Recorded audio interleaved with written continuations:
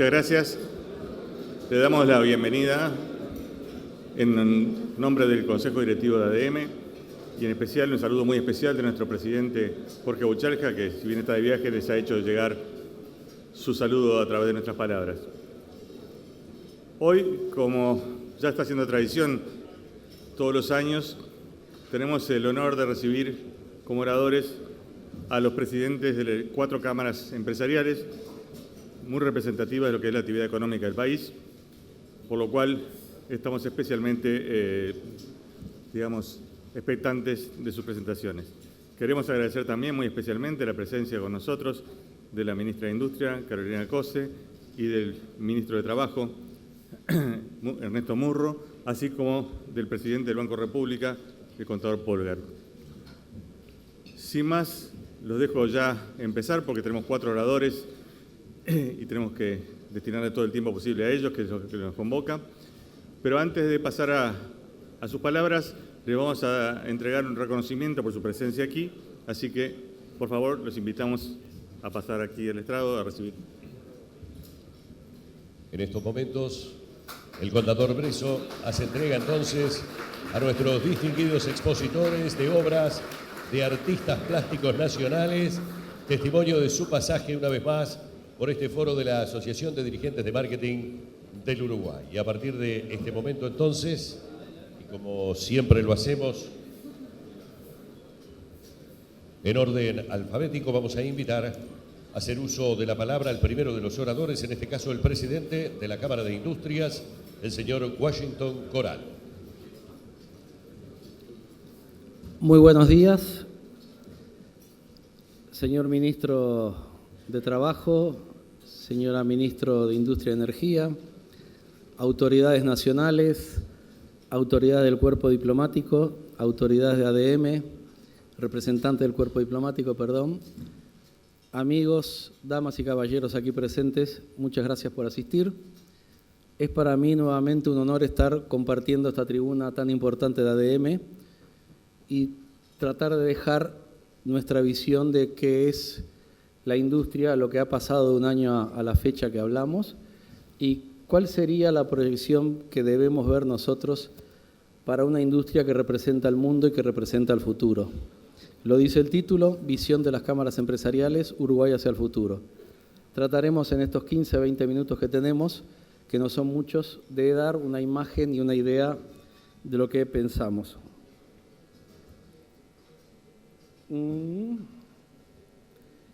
¿Cómo podemos...?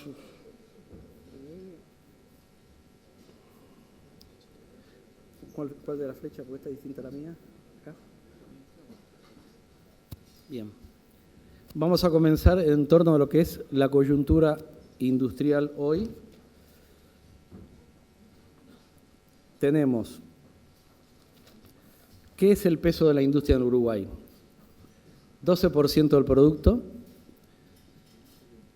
70% de las exportaciones de bienes, de las cuales es importante aclarar que ese 70% de las exportaciones tenemos casi un 50% de lo que corresponde al concepto de agroindustria y el resto son las famosas manufacturas de origen industrial, que son las que tienen más valor agregado y que más pesan en la participación del componente nacional.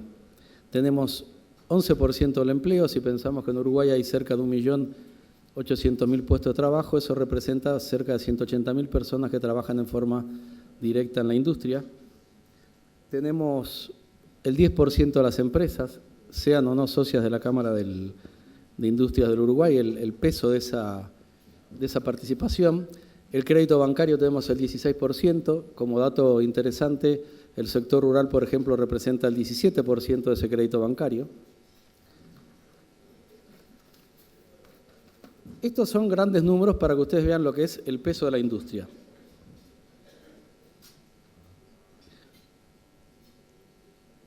¿Cómo venimos desempeñándonos en el sector?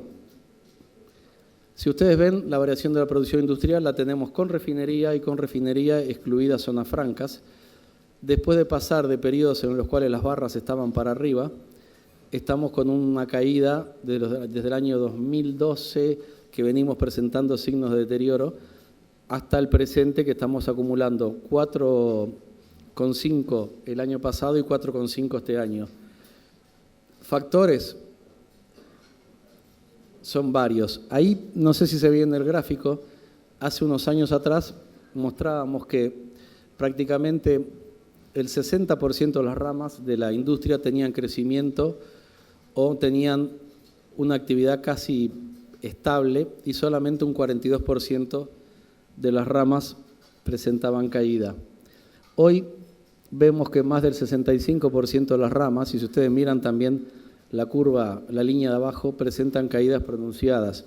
No quisimos distinguir acá entre distintas ramas porque, bueno, son conocidas por todos, pero hay sectores industriales que realmente están teniendo sus problemas. ¿Qué factores inciden para este comportamiento del sector, que a veces no escapa a la realidad de este sector de las realidades de otras partes del mundo?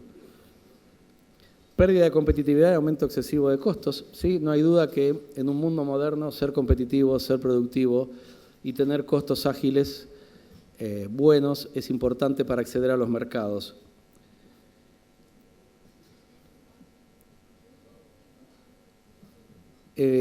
Barreras al comercio. Todos recordemos que hace unos 3 años atrás Argentina colocó un sistema de importaciones con las famosas DEJAI.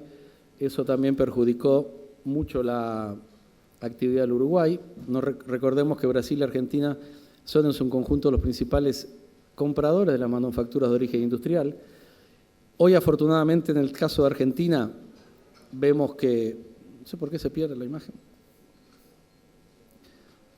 Vemos que Argentina está encarando un ciclo más positivo. Nosotros entendemos que el segundo semestre tal vez pueda haber una recuperación y entendemos también que para el año que viene Argentina va a ser de vuelta un demandante de productos, especialmente aquellas manufacturas de origen industrial. En el caso de Brasil también es otro cliente importante. Bueno, Brasil está teniendo signos de mejoría, su déficit fiscal lo ha achicado, está teniendo una mejor presencia y también aspiramos a que para el 2017 y 2018 Brasil siga siendo un comprador de estos productos. Disminución de la demanda externa, en particular la región. Correcto, lo que hablamos recién, Argentina fue un país que dejó de demandar como estaba, Brasil, tuvimos una Venezuela que era un buen demandante de productos, especialmente lácteos y otros productos alimenticios del Uruguay. La Unión Europea también ha tenido problemas. Recordemos que hace unos cuantos meses perdimos el SGP, que era el Sistema General de Preferencias. África, en la parte de pescados, también se ha visto perdida en las compras de productos uruguayos. Aún el propio Estados Unidos, que ha mantenido un dinamismo, se nos ha ayudado a tener presencia en ese mercado, también está notando esa caída. Y todo esto incide, lógicamente, en la desaceleración del consumo interno, porque obviamente el efecto derrame que hacían muchas de estas industrias, recordemos empresas del interior que cerraron y que muchos almacenes, pequeños comercios de las localidades vivían de lo que podían generar estas industrias, ellos se han visto perjudicados. Tenemos también que las expectativas del consumidor ante los anuncios de posibles cambios tributarios también pueden acarrear que la gente sea más cuidadosa en los gastos que hace, lo cual genera esa aceleración del consumo interno. Acá tenemos otro dato que es bastante ilustrativo. Desde el año 2009 la Cámara de Industria está llevando un registro de lo que es el índice de capacidad utilizada. ¿Qué quiere decir? Del 100% de la capacidad que tiene una industria de producir bienes, vamos a poner un ejemplo, 100 tornillos, bueno, estaban 62, 67, 66, 62. Hoy estamos en el 60%. ¿Cuál es el impedimento que tienen los empresarios por los cuales dicen justamente que no pueden llegar a colocar el resto de la producción y tienen capacidad ociosa? Es que, como dijimos anteriormente, acceso a mercados y temas de competitividad. Positivo de esto, lo positivo de esto es que el nivel tecnológico que está exhibiendo Uruguay en la importación de bienes de capital y maquinaria en los últimos años ha sido muy importante.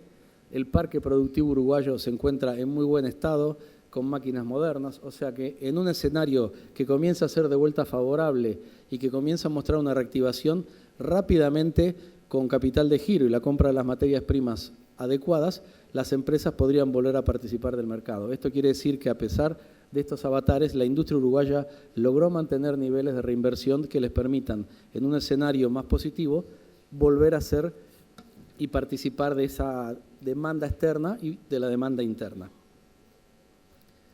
Acá también esto es un dato interesante. Fíjense que la línea verde representa el índice personal ocupado y las barras representan el salario real.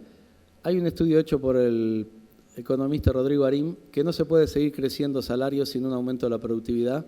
Uruguay está llegando al tope máximo de su capacidad de absorber y eso lo estamos viendo en esta barra. Y acá, lamentablemente, tenemos que decir que a veces cuando se dice que los salarios no generan pérdida de empleo, sí generan pérdida de empleo porque estamos viendo acá que la línea verde muestra que se están perdiendo empleos a medida que aumentan los sueldos, porque han sido sustituidos por tecnología o por las empresas que están buscando ante posibilidades de situaciones inelásticas en las cuales son tomadoras de precio y no tienen manera de trasladar esos aumentos, especialmente en aquellos casos de la exportación, se ven obligadas a prescindir de personal que fue reclutado, entrenado y preparado, y eso no es bueno para los sectores empresariales. O sea, es malísimo tener que absorber ajustes por medio de pérdida de puestos de trabajo. Nosotros queremos enfatizar que es más importante hoy preservar y mantener los puestos de trabajo y que es preferible tener el 100% de un sueldo y no el 101% de un sueldo con un aumento que después me genera la pérdida del total. ¿A dónde tenemos que avanzar? Bueno, hay que avanzar en un entorno más propicio. Digamos, esto es un diagrama que muestra que el desarrollo industrial va acompañado de todos los sectores y de la mano de toda la actividad. ¿Qué quiere decir? Agroindustria, comercio y servicio. Y aquí vamos a los viejos principios. ¿Qué es hoy una empresa sostenible y qué es lo que tiene que apuntar una empresa uruguaya para visión de futuro para el 2020, por decir así? El concepto de empresa sostenible está relacionado con el desarrollo sostenible, o sea, forma de progreso que satisfaga las necesidades del presente sin comprometer las capacidades de las generaciones futuras de satisfacer las suyas propias. Estos son conceptos y principios que ha adoptado la IT en el mundo, especialmente para tratar de justamente de justificar qué es una empresa sostenible y a dónde debemos apuntar. ¿Qué quiere decir esto? Que se requieren de 3 pilares básicos, mis amigos: crecimiento económico, progreso social y aspectos medioambientales. Acá vemos que en ese diagrama todas las empresas sostenibles y todos los conceptos de empresarios tienen que estar interligados. Arranquemos. ¿Qué precisamos? Políticas macroeconómicas, generar condiciones para evitar desalineamientos excesivos y prolongados del tipo de cambio. Estaría bueno tener una política fiscal armónica, tratar de tener una regla fiscal, por llamarlo de alguna manera, pautas salariales que, como dijimos, acompañen la realidad de los sectores productivos, tomando en cuenta no solo las ramas, sino específicamente el sector de actividad de la industria propia, la cual está representando. Deberíamos también, obviamente, lo que es comercio e integración, tener una discusión seria sobre a dónde va el Mercosur. Debemos de reconocer y tenemos que seguir diciendo que a pesar de los problemas que tiene el Mercosur es parte importante y clave para el desarrollo del Uruguay. Y la posibilidad de seguir avanzando en negocios con el exterior, acuerdos bilaterales, como puede ser el caso de Chile, que ya Uruguay tiene un acuerdo, pero sería una complementación, una profundización, acuerdos con la Unión Europea, acuerdos con el Pacífico, permitirían a aquellos productos uruguayos competir en forma razonable. Pero cuidado, acá tenemos que ser muy cuidadosos. Es importante que las listas de productos de los países que ofrezcan también tengan los mismos conceptos de grabación a los productos que fabrica y ofrece Uruguay, especialmente lo que son manufacturas de origen agropecuario. No estaría bueno tener lista de productos que no contemplen las posibilidades de que las industrias uruguayas puedan acceder a esos mercados.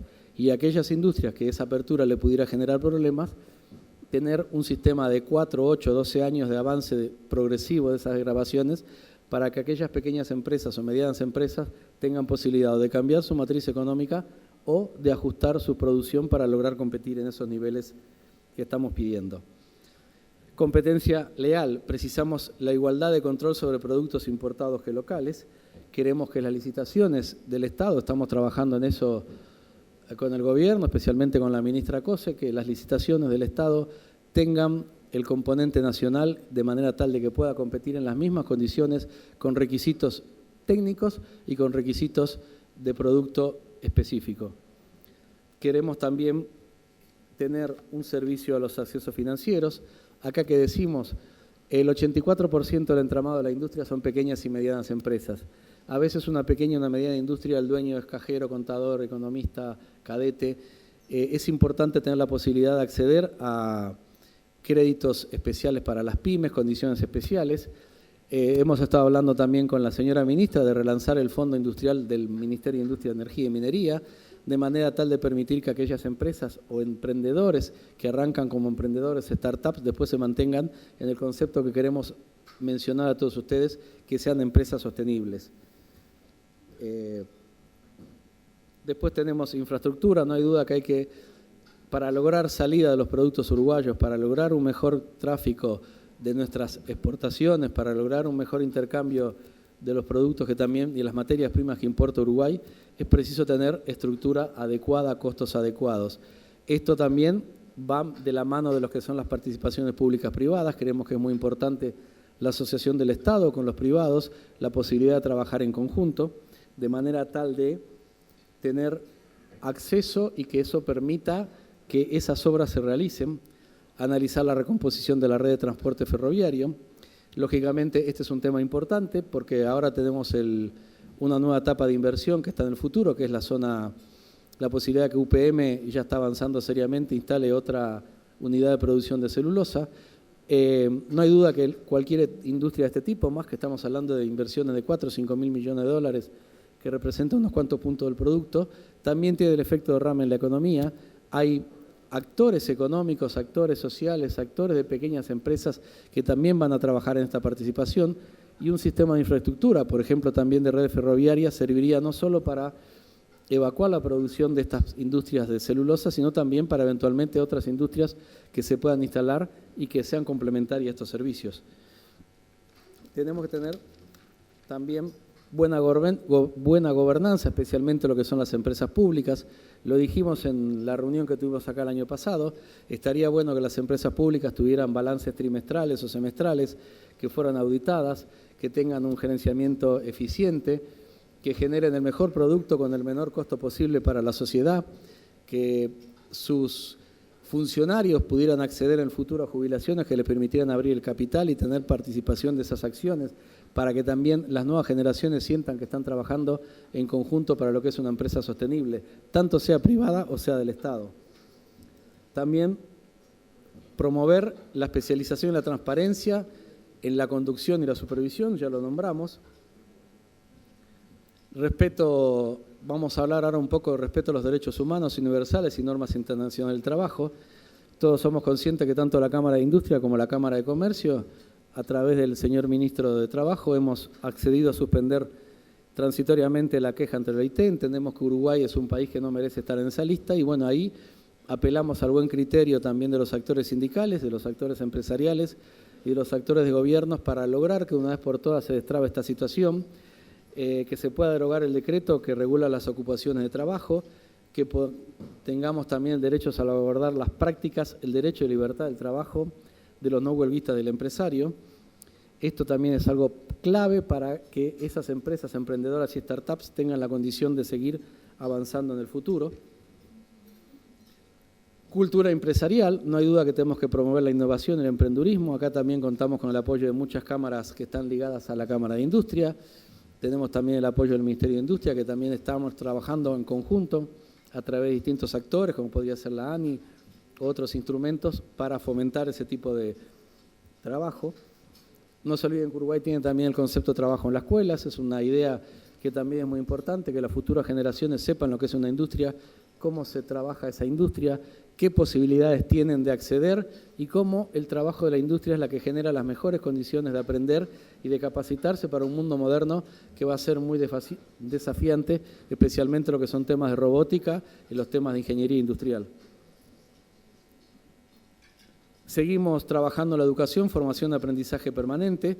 Creemos que el sistema de educación actual no es el correcto, no sabemos cómo modificarlo, pero sí creemos que cuando hablamos con colegas industriales y nos dicen, cuando toman gente, ven que los funcionarios nuevos están con carencias y nichos en su aprendizaje y eso es importante para que Uruguay pueda integrarse.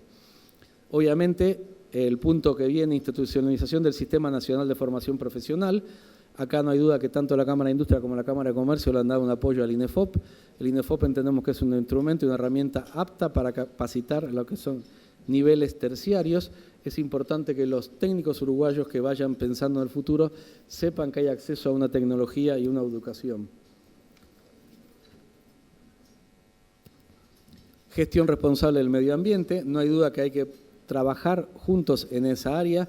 De hecho, la Cámara de Industria, en conjunto, en 4 presidencias, en las cuales se me tocó a mí el honor de inaugurar, se estableció el sistema de sitio de disposición final de residuos industriales, una obra muy importante que contó con el apoyo de varios ministerios, Intendencia de Montevideo, DINAMA, Medio Ambiente, fue premio del Banco República, hemos contado también con el apoyo del Banco República para la concreción de este sitio tan importante, del mismo modo que también ha sido muy importante en los últimos años lo que se llamó el Plan de Gestión de Envases, que también permitió el correcto reciclado de aquellos productos que no vayan a un sitio de disposición final y que sí puedan ir a un sistema de reciclado.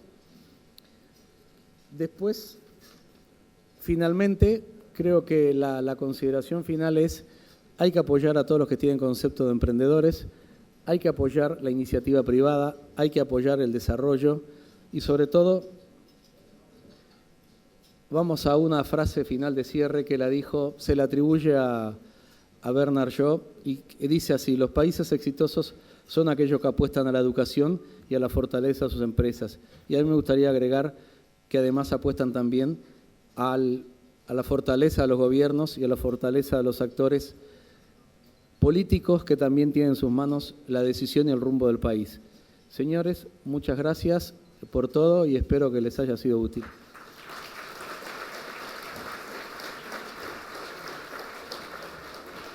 Invitamos ahora a hacer uso de la palabra al vicepresidente de la Cámara de la Construcción, ingeniero Diego O'Neill.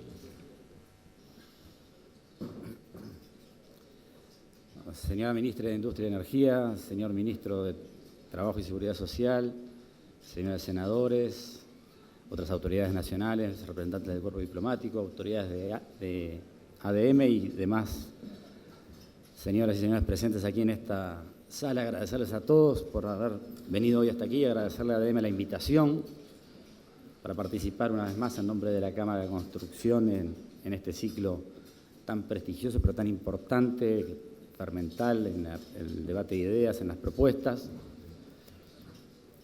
Ustedes esperaban encontrar acá a nuestro presidente Ignacio Tegui y yo esperaba estar sentado en una mesa allí abajo, pero bueno, el presidente hoy no podía asistir y nos pidió que nos hiciéramos cargo de la presentación. Trataremos de hacerlo, lo más difícil es hacerlo en 15 minutos, es casi un desafío de un récord olímpico, pero bueno, vamos a tratar de presentar un panorama de la industria y las perspectivas hacia adelante. En primer lugar, para ubicarnos, ¿cuál es la participación de la construcción en la economía del país, en el PIB del país? Desde el año 2005, que teníamos una participación en el torno del 5,5%, eso ha ido creciendo hasta el 2013, casi llegamos al 10%, un poquito por debajo, 9,7%, y ahí nos hemos mantenido prácticamente estables, con alguna caída en el último año, pero por arriba del 9%. En términos nominales, eso es el tercer lugar de participación en las actividades económicas del país. Y además la industria tiene una importancia transversal, digamos. Es una industria proveedora de servicios para todos los sectores exportadores, para los sectores no transables, para el Estado y también para el consumidor final a través de la vivienda. Ahora, esa participación en la economía de la industria, a lo interno es interesante ver cómo se compone. Entonces, en la gráfica de la izquierda, que acá no se ve mucho, pero ustedes pueden ver una barra más chica de color verde, que es lo que representa el sector público. Ahí hay graficado un periodo de 8 años, de 2008 a 2015. Arranca en un monto del orden de los 1.200 millones de dólares y termina más o menos en 2.000 millones. Y donde se ve una gran variaciones en lo que es el sector privado, la inversión del sector privado, que arranca en una cifra del orden de los 2.200 millones de dólares, con un pico en 2013 de más de 6.000 millones y después un decrecimiento, pero todavía con una importancia grande. Y es interesante ver cómo está compuesta ese Producto Bruto del sector, es decir, quiénes son nuestros clientes. Y si promediamos los 8 años, vemos que el sector público representa algo menos de un tercio del Producto Bruto del sector, el 29%. La vivienda del sector privado representa algo menos de un cuarto del Producto Bruto del sector, el 23%. Y hay casi la mitad, un 48%, que es sector privado no vivienda, es decir, otras inversiones, la inversión extranjera directa, los regímenes de promoción como las zonas francas y la COMAP. Y eso es una realidad en cierta medida nueva de estos últimos años y que seguramente si hubiésemos hecho una encuesta entre los participantes al inicio no habrían surgido estos números, pero esta es la realidad del sector. La inversión pública representa un 29%, el sector privado de vivienda un 23% y el resto del sector privado, los regímenes de promoción y demás, casi la mitad, un 48%. Si hacemos foco en los últimos 2 años, esto ha variado un poco, sobre todo con una caída en el sector vivienda, cosa que todos sabemos y hemos apreciado, con el derrumbe de inversiones en Maldonado, Punta del Este, Colonia, la zona costera de Montevideo. La vivienda en el 2014 representó el 18%, en el 2015 el 14%.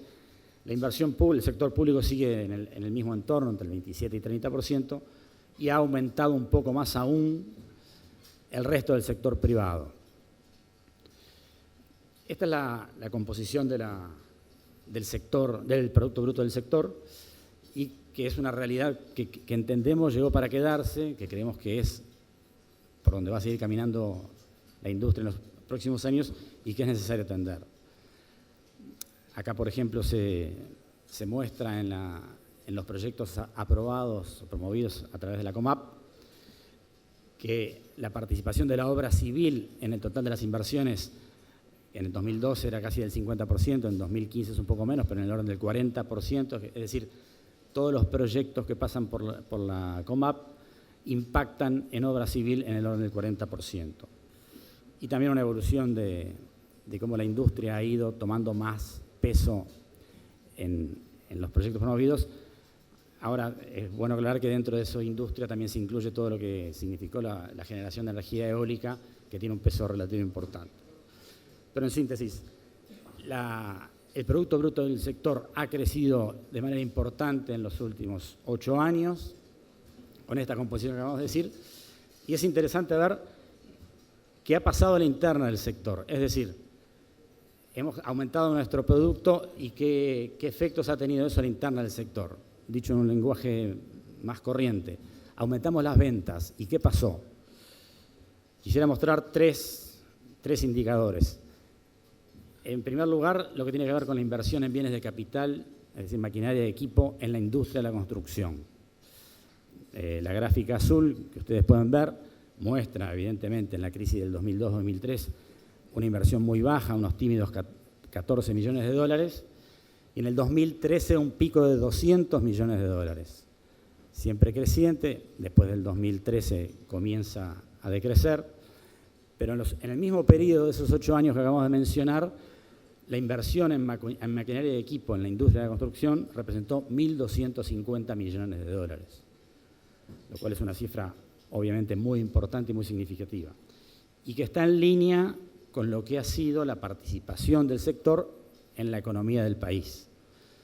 El gráfico de barras representa justamente qué porcentaje de esa inversión en maquinaria y equipo de la construcción es sobre el total de la inversión de la economía en maquinaria de equipo, y hay algún año de 7%, 8, 9, 10, 11%, en concordancia con la participación del sector en la economía del país. Y la gráfica de la derecha muestra más o menos lo mismo. Una de las curvas es la inversión en maquinaria de equipo del país, de toda la economía, y la otra es la de construcción, donde son prácticamente coincidentes con algún desfasaje.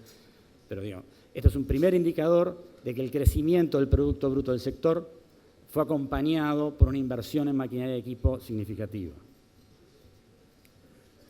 Un segundo indicador muy relevante, que también ese incremento del Producto Bruto del sector fue en beneficio del salario real de nuestros trabajadores. Ahí la gráfica de abajo es el índice medio de salario real de la economía y la gráfica de arriba es el índice medio de salario real de la construcción. Nuestro sector es uno de los que ha tenido un mayor aumento de salario real a lo largo de todos estos años. el periodo graficado es un poco más largo, va de 2003 a 2015. En ese periodo el índice medio de salario real de la economía aumentó un 55%, el de la construcción un 82%. Esta es una realidad muy importante, muy significativa y que nos sentimos muy contentos de que haya sido. Y el tercer indicador que quisiera presentar es respecto de la productividad, que acá las noticias no son tan buenas. Esta es una medición de la productividad aparente en la industria de la construcción, hecha por el Centro de Estudios Económicos de la Industria de la Construcción. Se grafica un periodo bastante largo, de algo más de 20 años, desde principios de la década del 90 al 2015. La construcción es la barra azul que arranca allá arriba y termina acá abajo. Evidentemente hay una depresión en el periodo de la crisis, una caída. Los economistas explican esto por una caída del producto no acompañada, por tanto, caída de empleo, lo cual tiene sentido, porque las empresas muchas veces tratan de retener sus cuadros, por la rigidez laboral, en fin, por una serie de cosas, pero digamos como que esa explicación de caída sería más bien fruto de la caída del producto. A partir de 2005, de 2002 o 2003, que toca el piso, hay una recuperación hasta el 2005 y a partir del 2005 la productividad en la construcción se plancha. Es esa gráfica que ven abajo de todo. Si se la compara con la del país, es la roja que arranca ya, tiene una leve caída en la época de la crisis del 2002-2003 y después repunta y como se ejemplifica otro sector despegado evidentemente en lo que es la productividad, que es el sector transportes y comunicaciones. Pero para pasarlo a números, la productividad en el periodo 2014-2015 contra 20 años antes, 1995, según este estudio, para el total del país aumentó casi un 32% y en la construcción bajó un 12%. Esto es el único estudio que hoy contamos respecto a la productividad. Sabemos que tiene limitaciones. Se ha intentado recabar información del Banco de Previsión Social para poder profundizar, donde hay algunas trabas de tipo legal que hemos conversado con el ministro Munro. Pero digamos, este dato es un dato que no es suficiente para tomar conclusiones definitivas, pero que está en línea con lo que pensamos los empresarios de la construcción y que está revelando que tenemos un problema. Esto es un poco lo que ha pasado con la industria en estos últimos años, ahora la realidad actual, de 2015 en adelante. Este es el Producto Bruto de la construcción, que como vimos es la barra azul y que fue creciente hasta el 2012. Ese fue un año muy marcado, después se estabiliza y a partir de enero del 2015 el sector de la construcción viene acumulando 5 trimestres de caída consecutiva. Esto no es ninguna novedad, pero es importante señalar que ya llevamos un año y medio, vamos a llevar, de caída consecutiva. ¿Qué se espera? Perdón. Eso también se puede ver en esta gráfica que representa los puestos directos de trabajo en la construcción. Está graficado desde el 2012 a mayo de 2016. El pico de ocupación, allá sobre finales del 2012, de 73.000 puestos de trabajo directos en obra. Acá no entran los talleres de los subcontratistas ni las fábricas, todos parte de la industria, pero acá lo único que estamos midiendo son los cotizantes bajo la ley 14.411, es decir, el personal directo de obra, y la caída es notoria desde aquel entonces a la fecha, con una pérdida de 26.000 puestos de trabajo directo en la construcción, en línea con lo que vimos antes de la caída del Producto Bruto del sector. ¿Qué se espera en el corto plazo? Tenemos dos indicadores que también elabora el Centro de Estudios Económicos de la Industria de la Construcción, el índice líder, que habitualmente la prensa recoge, que lo que muestra fundamentalmente es la tendencia, no tanto los valores, pero sí el sentido del ciclo del Producto Bruto del sector, y muestra una continuidad de la fase contractiva para lo que queda de este año y para el 2017. Es decir, una contracción tendencial del orden del 4% y que permanecería esa misma tendencia para el 2017. Las otras gráficas es más una encuesta de expectativas entre los empresarios del sector y tanto sobre el clima de la economía como del clima del sector, la encuesta ubica en el cuadrante inferior izquierdo, que quiere decir que el balance sobre la economía y el sector actualmente es de tono negativo y que el balance de las expectativas de la economía del sector también es negativo. Esto es una encuesta a empresarios con valor relativo, pero son las cosas que tenemos para manejar. Las buenas noticias, por el lado de la inversión privada, es que en la COMAP, que ya vimos que representa una parte importante del Producto Bruto del sector, en el primer semestre de 2016 hay un monto de inversión promovida o aprobada similar al del 2015 y al del 2014, es decir, que esto sería una buena noticia.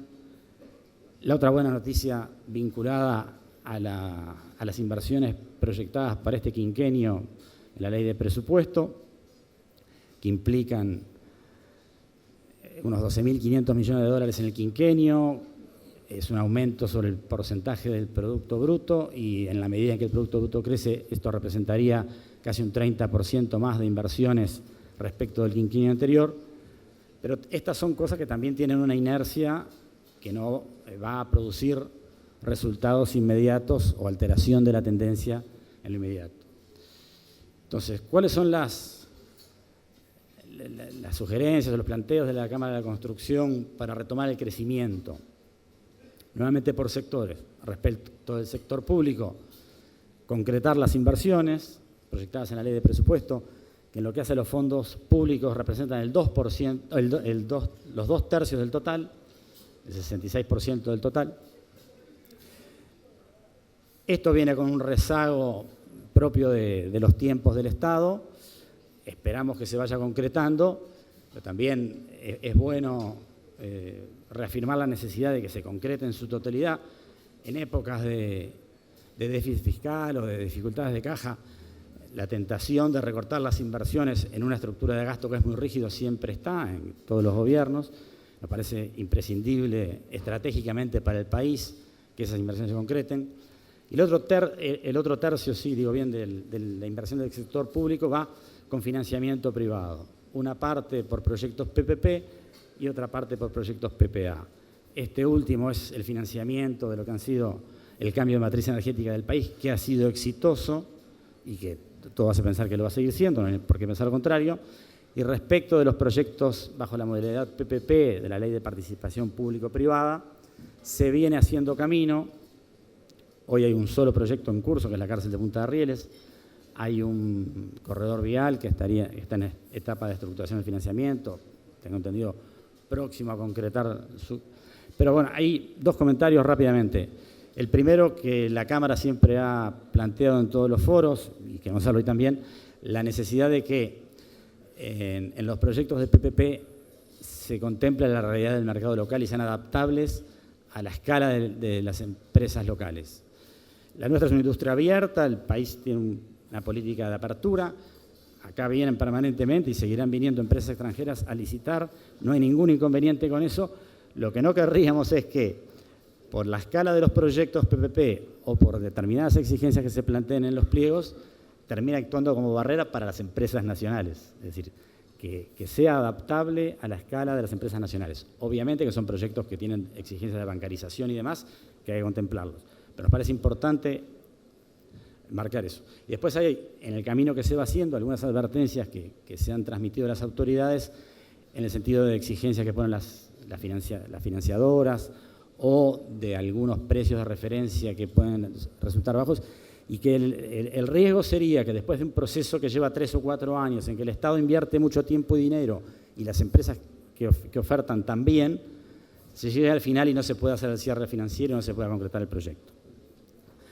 Respecto de la inversión del sector privado de vivienda, lo que ha sostenido básicamente la vivienda en estos últimos años ha sido los proyectos al amparo de la Ley de Vivienda de Interés Social, la Ley 18.795, que ha sido una ley a nuestro juicio exitosa en muchos aspectos. En 3 años de vigencia se inició la construcción de proyectos por un número de más de 10.000 viviendas, 4.000 de ellas están terminadas. Evidentemente, esta ley no da solución a toda la problemática de vivienda, más bien a una franja, a un sector, pero también hay algunas cosas que hemos transmitido a las autoridades y la Asociación de Promotores hizo lo propio en su momento, de la necesidad de revisar algunos aspectos de la reglamentación, sobre todo lo que tiene que ver con la fijación de precios, con los topes. Esto es una limitante a la presentación de proyectos, un desestímulo a la inversión. Hay departamentos del interior donde no ha habido un solo proyecto promovido, y miren que no tienen que ser grandes proyectos, uno puede presentar un proyecto con 4 viviendas, pero no hay departamentos donde no ha habido ninguno, porque todo el interior, los 18 departamentos del interior tienen tope de precio.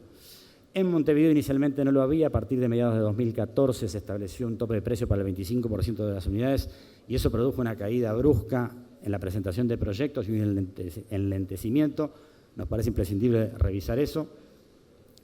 Respecto de la inversión del resto del sector privado, creo que está clara la importancia de los incentivos a las inversiones, de promover que ese es un camino que se debe continuar y se debe profundizar, que eso debe ir acompañado, ya lo decía el presidente de la Cámara de Industrias, con una inversión en infraestructura que el país necesita, que el país demanda, que el país requiere y que también puede convertirse en un freno. Y un último punto me parece fundamental, que es la necesidad de cuidar el clima de negocio. Desde la industria de la construcción, que para hablar de lo nuestro, en las últimas grandes obras que se han hecho en el país hemos observado excesiva conflictividad, plazos que se alargan, costos que se disparan. Y no estoy señalando exclusivamente con esto al movimiento sindical, pero creo que es un problema que tenemos que tomar como país, de cuidar el clima de negocio para las inversiones, porque no alcanza con la normativa, también el clima es fundamental para que las inversiones se radiquen. Y por último, porque ya cumplí el tiempo y rápidamente, en este escenario contractivo, que para los próximos año y medio no se espera ningún cambio muy sustancial, nos enfrentamos a un nuevo convenio laboral. La Cámara de Construcción no quiere que nuestros trabajadores pierdan poder adquisitivo, pierdan salario real. Esa no es la apuesta de la Cámara de Construcción, pero con la misma claridad decimos, en esta coyuntura y después de un periodo de incremento sustancial del salario real, entendemos que no es posible en este convenio que tenemos por delante de 2 años plantearnos nuevos incrementos del salario real. Creemos que también el convenio debe ir alineado en retomar el crecimiento, cuidar los puestos de trabajo, mantener el poder adquisitivo del salario, pero no seguir aumentando salario real que puede repercutir en caída de puestos de trabajo. Con ese espíritu vamos a las negociaciones que pronto se iniciarán, confiados en la trayectoria de diálogo y de acuerdo que tenemos con el sindicato y esperamos lograr un resultado conveniente en el menor plazo posible. Y termino haciendo eco también de la misma frase que presentaba el presidente de la Cámara de Industrias, atribuida a Bernard Shaw: los países exitosos son aquellos que apuestan a la educación y a la fortaleza de sus empresas. Muchas gracias.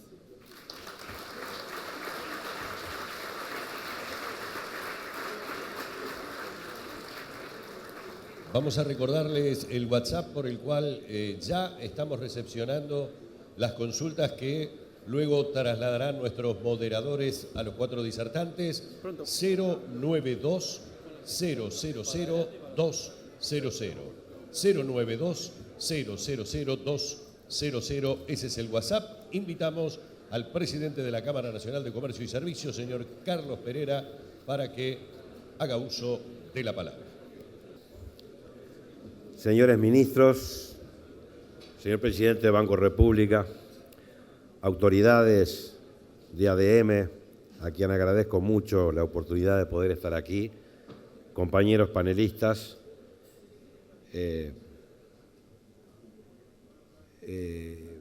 autoridades del Estado, diputados, senadores, socios, empresarios, amigos, todos. No me quiero olvidar de nadie, no es mi rol el estar dando conferencias, así que puedo cometer varios errores, discúlpenme, pero bueno. Yo voy a tratar de dividir la presentación en 3 puntos. el enfoque de lo que representa un poco la Cámara Nacional de Comercios y Servicios del Uruguay, Bolsa de Comercio, la importancia del sector comercios y servicios en la economía del Uruguay y por dónde tendríamos que ir o apuntar en el futuro para tratar de enfrentar los nuevos tiempos que se vienen, que coincide un poco con el Uruguay hacia el futuro, que es el título de esta charla. La misión de la Cámara es velar por el interés general del comercio y los servicios, de todo el sector privado de la economía nacional y ofrecer un punto de reunión para tratar toda clase de negocios lícitos. Esto fue escrito en el Estatuto de la Bolsa de Comercio del año 1867. No figuraba la palabra servicios. Hubo que incorporarla a finales de 1900 y bueno, para que pase a ser Cámara Nacional de Comercios y Servicios del Uruguay. Estamos cumpliendo el año que viene, si Dios quiere, 150 años de trayectoria en el Uruguay. Los principios y valores de la Cámara, bueno, por sobre todo la libertad en toda su amplitud y todo lo que significa, la competencia leal, la ética y la formación, sobre todo de los empresarios. ¿Qué representatividad cuenta hoy la Cámara Nacional de Comercio y Servicios? Tenemos asociadas 94 gremiales sectoriales, contamos con 26 gremiales regionales y con más de 15.000 empresas dentro de la Cámara Nacional de Comercios y Servicios. Tenemos una representatividad internacional en ICC, en OIT, en OIE, en ALES. Presten atención a ALES porque después me voy a referir de nuevo a esto, es la Asociación Latinoamericana de Exportación desde Servicios. A ICO y en el Centro de Arbitraje del Mercosur, dado que la Cámara Nacional de Comercio tiene su propio centro de arbitraje aquí en el Uruguay. La importancia del sector comercios y servicios creo que es de destacar. El sector representa el 65.1% del Producto Bruto Interno en la economía nacional. El crecimiento anual promedio que ha tenido desde el 2003 a 2015, este sector ha sido de 5,1%. Y la participación de los servicios en las exportaciones del año 2015 significó un 25% de lo exportado. La importancia del sector comercios en el mercado laboral, allí ustedes verán que representa el 64.5% de los puestos laborales que hoy tiene el mercado. El 83% de las pymes del país pertenecen al sector comercios y servicios. Entre los años 2010 y 2015, el índice del salario real privado creció a un promedio de 3.8. Bueno, dicho todo esto, tenemos que pensar de que con los últimos años nos hemos ido tratando de discutir, de dialogar y de pensar en que pese a que todo esto que representa el sector comercios y servicios, normalmente cuando hemos tenido todas estas cosas importantes que aparecen aquí, como la ley de responsabilidad empresarial, consejos de salario, la ley de la marihuana, la ley de inclusión financiera, el tema de la presión fiscal, el poder sindical, las regulaciones laborales, el informalismo. La Cámara casi que no ha sido consultada al respecto de todas estas cosas que han ido sucediendo. Entonces hemos estado abocados a tratar de combatir temas como el informalismo. Hemos tratado y hemos presentado varios trabajos entre las cámaras en el tema de educación, que nos tiene terriblemente preocupados a todos. Hemos colaborado en los temas de inseguridad, en los temas de infraestructura. Hemos criticado la ineficiencia del Estado, criticamos los monopolios, las modificaciones tributarias y la errática de la política de la inserción internacional que ha tenido nuestro país. Ahora vayamos a hablar, o por lo menos a expresarnos, sobre qué es lo que se viene, sobre qué tenemos centrada nuestra preocupación. El nuevo mundo del trabajo y la revolución del conocimiento, que le dicen 4.0, no entiendo bien qué es, pero así me lo escribieron, es donde se juega el partido. Y hay tres focos fundamentales que los uruguayos tenemos que darnos cuenta, y que es la educación, las regulaciones laborales y la apertura comercial. Acá voy a detenerme un poquito en el tema de que tenemos que analizar hacia dónde vamos. Y es, el otro día, por ejemplo, escuchaba en la reunión del Fondo Monetario Internacional, que tuvo sede aquí en Uruguay, organizado por el Ministerio de Economía y Banco Central, a todos los técnicos que hablaban de la importancia, de la absoluta importancia de que los países se inserten en el mundo y que comercien en el mundo, de la importancia que tiene la educación para llegar a comprender todo este tsunami que viene, este futuro que se avecina. No hablamos más de 12 a 15 años, de todo lo que significa la flexibilización laboral, la importancia que tiene para que los países produzcan y puedan así comerciar con el mundo. Y yo escuchaba campanitas en los oídos, porque es atrás de lo que nosotros permanentemente estamos mirando y estamos pregonando para que así suceda.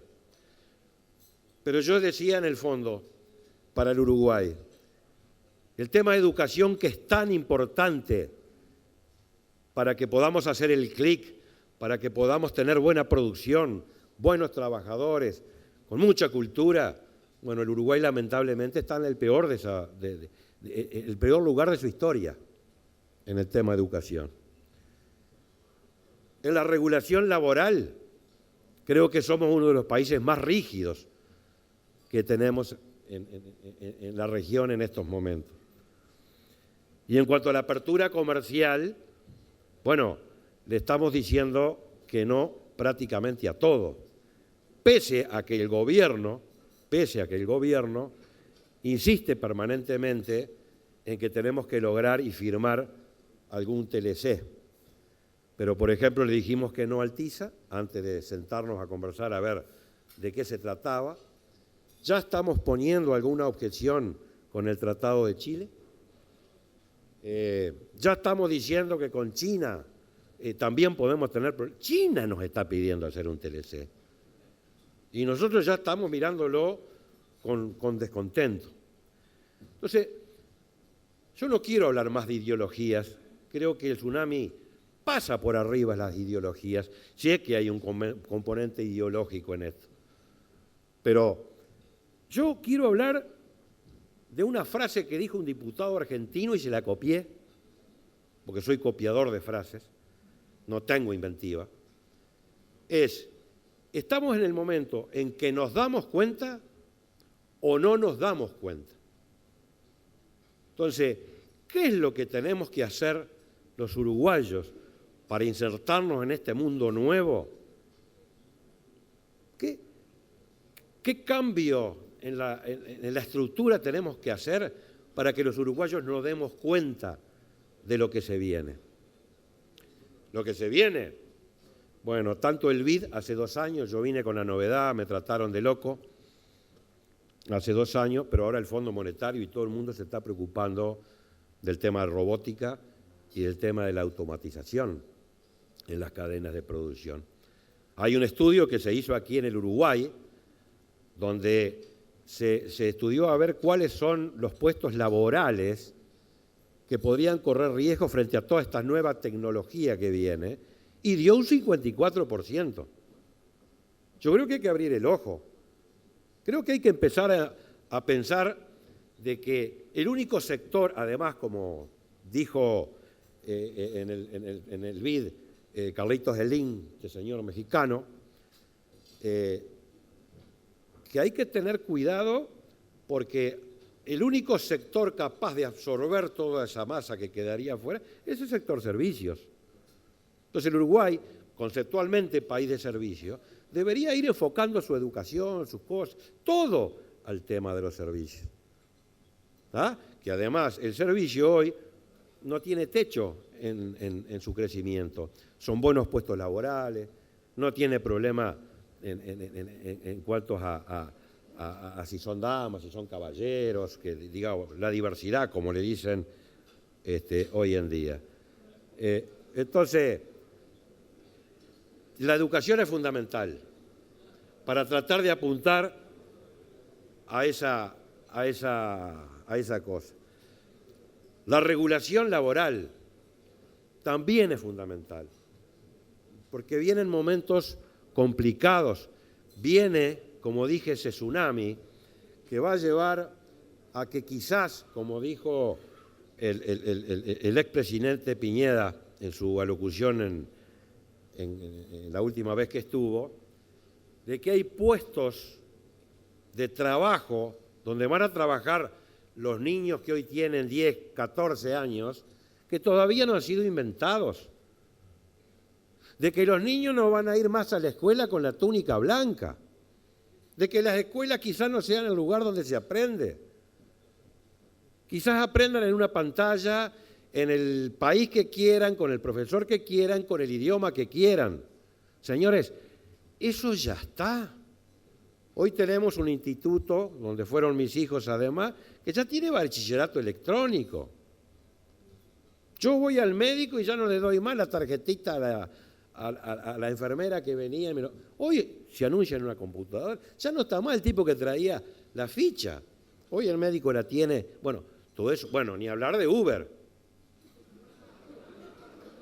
Digo, eso está ahí. ¿Qué mejor le puede pasar a Uber que los taxis paren 24 horas? O sea, hay que cambiar. Todos debemos de cambiar. Porque no es por ahí el camino. Entonces, eso ya viene. Ahora los bancos se empiezan a preocupar con el Uber bancario.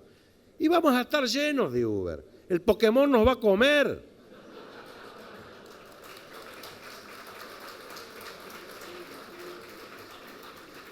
Entonces, es hora de que nos pongamos a pensar y nos pongamos a pensar en serio en esto que se viene, y no tarda más de 12 a 15 años a que lo tengamos todos aquí arriba y en este país.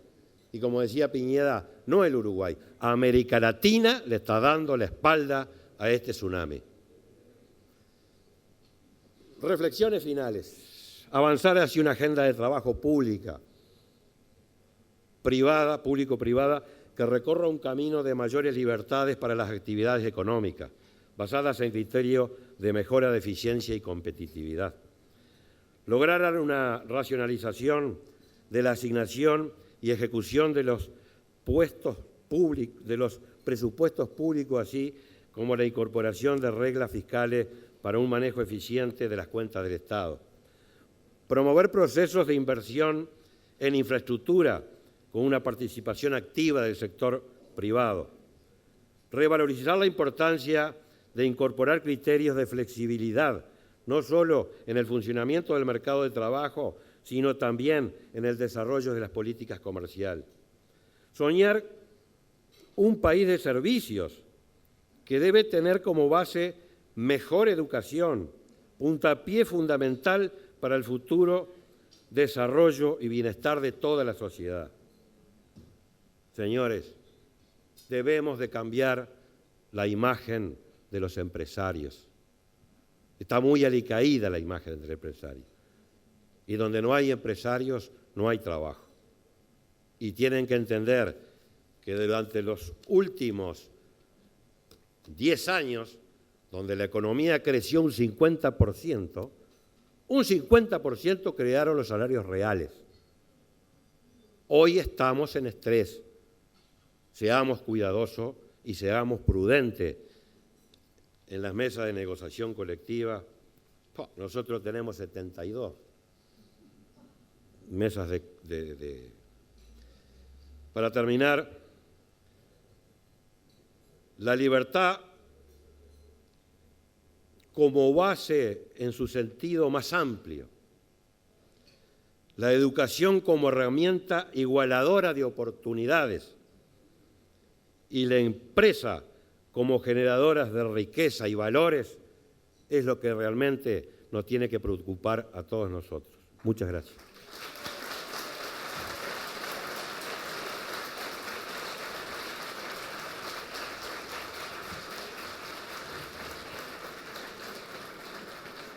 Bien, volvemos a recordarles nuestro WhatsApp 092-000-200.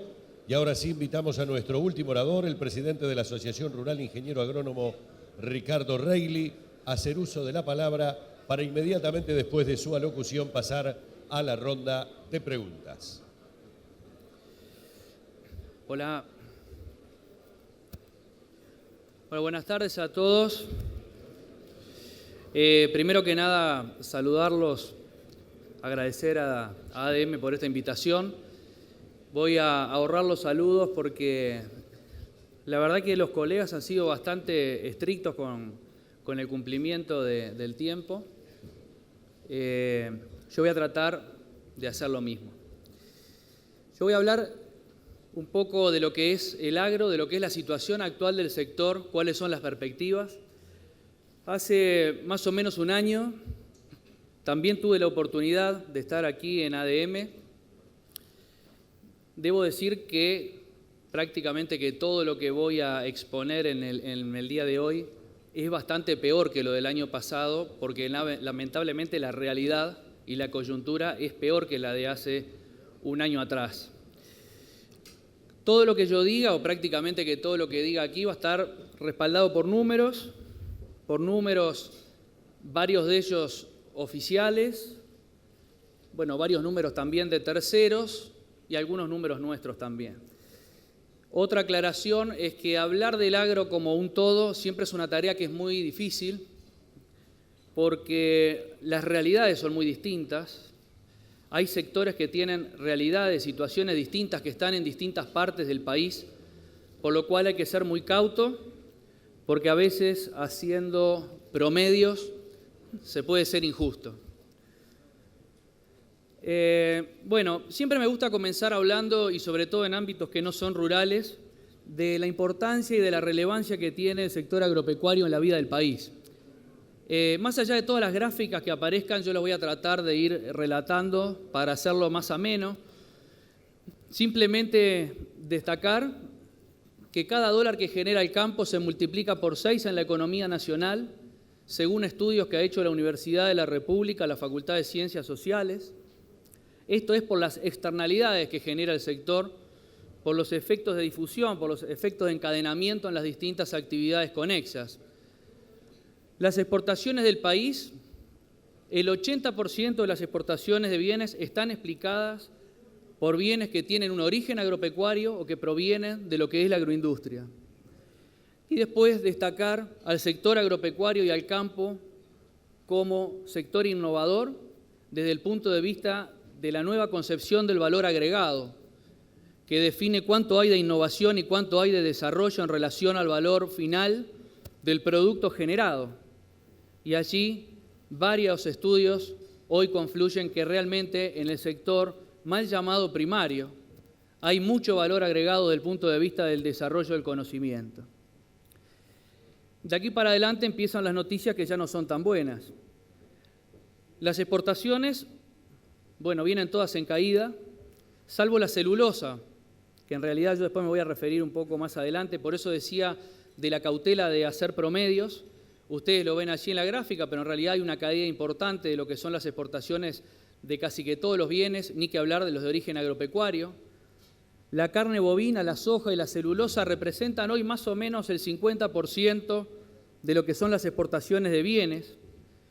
China hoy sigue siendo el principal destino de exportaciones de Uruguay, más del 70% de la soja, más del 30% de la carne. Yo después me voy a referir también a la importancia, a la relevancia de China, algo mencionaban hoy los colegas, respecto a la necesidad de hacer comercios con economías estables y ni que hablar también con China. La situación del sector exportador es compleja. Este es el índice de excedente bruto de la industria exportadora. Estos son datos del Banco Central del Uruguay, que muestran en realidad una importante caída desde comienzo de año y que hoy se sitúan estos datos que miden más o menos lo que es la rentabilidad de las empresas que exportan o de las industrias que exportan. Hoy se sitúa por debajo del promedio de los últimos 10 años. Yo me voy a referir, obviamente que aquí hay más de una explicación, pero me voy a referir a una variable que es el tipo de cambio, por única vez en el día de hoy. En una economía exportadora, en donde hay un fuerte componente, como estamos hablando, de productos de origen agropecuario, el tipo de cambio no es la única variable que hace a la competitividad, pero es determinante. Es determinante por diversas razones. Es determinante en sintonía con nuestros competidores, en sintonía con nuestros clientes, pero a su vez en un país que tiene una estructura rígida de costos como tiene hoy Uruguay, de altos costos, ni que hablar que el tipo de cambio termina siendo una vía para poder diluir esos costos que se hacen muy difícil para el sector exportador de sobrellevar, y ahí está gran parte de lo que es la caída, de lo que son la competitividad a nivel de lo que es el sector exportador. Presentaba datos también la Unión de Exportadores hace unos días que iban también en este sentido. La situación del agro es complicada por diversas razones. Voy a tratar de referirme a algunos sectores, quizá los más relevantes. Hoy en la agricultura, los dos principales cultivos tienen un futuro incierto. Me podría referir a otros, podría hablar del trigo. El trigo hoy está en situación también muy complicada. Para que el trigo sea rentable hoy, tiene que tener un rendimiento por hectárea arriba de 4.000 kilos, lo cual lo hace bastante inviable. La cosecha de soja, que es un poco el motor y que ha sido el impulsor en estos últimos tiempos de todo el crecimiento agrícola y agrícola ganadero también. La cosecha de soja fue de las más bajas de los últimos años. Hay una pérdida del 30%, lo que significa más o menos, con respecto al año anterior, unos 300 millones de dólares. Estos son datos de la mesa de oleaginosa que se reunió en la Cámara Mercantil hace un par de días. Aproximadamente, o casi que la totalidad de la soja hubo que secarla. Esto aumentó los costos de una manera muy significativa, también con problemas de calidad y obviamente con precios también que, si bien se prevé que puedan haber subido algunos datos que vemos por allí, pongamos $350 pensando en la próxima zafra, distan mucho de lo que son los precios que generaron esta expansión agrícola hacia las fronteras agrícolas. Sobre todo, ni que hablar lejos de los $500, de los 550, incluso de los 480. El arroz también. Bueno, quienes veían la televisión en la plena época de cosecha del arroz, de la soja, de casi todos los cultivos de verano, el país sufrió unas inundaciones muy grandes, en donde obviamente el arroz no fue ajeno a esta problemática, también con varias zonas inundadas, particularmente en lo que es el este del país, en Rocha, en el sur de 33. La lechería no es nada nuevo, está atravesando momentos realmente muy dramáticos, momentos críticos. La explicación, vamos a decir, o el principal factor que está influyendo en esto, obviamente, que es el precio internacional de los lácteos, que ayer en el remate de Fonterra, bueno, por lo menos presentó una suba, que ojalá esa suba sea una tendencia más firme. Y acá esto es muy sencillo. En la medida que eso no cambie, la situación va a ser muy complicada. Nosotros estuvimos en Argentina hace unos días. La situación del sector lechero en Argentina es complicada, en Uruguay es complicada, en Nueva Zelanda es complicada y en el mundo es complicada, porque hay un problema de stocks.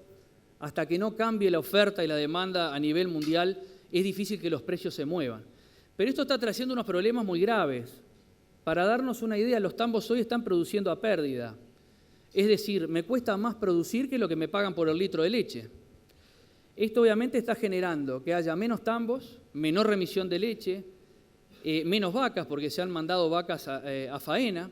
La situación es realmente muy compleja, sabemos que se está trabajando en alguna solución, por lo menos parcial, pero hay que tratar de encontrar alguna solución de fondo que permita estirar, por lo menos hasta que cambie el ciclo, para poder permitir no desarmar la máquina productiva que hay detrás de la lechería nacional, porque es mucho lo que hay en juego detrás del sector lechero desde el punto de vista del entramado social y del arraigo que genera la lechería a nivel nacional, a nivel mundial también, pero a nivel nacional ni que hablar.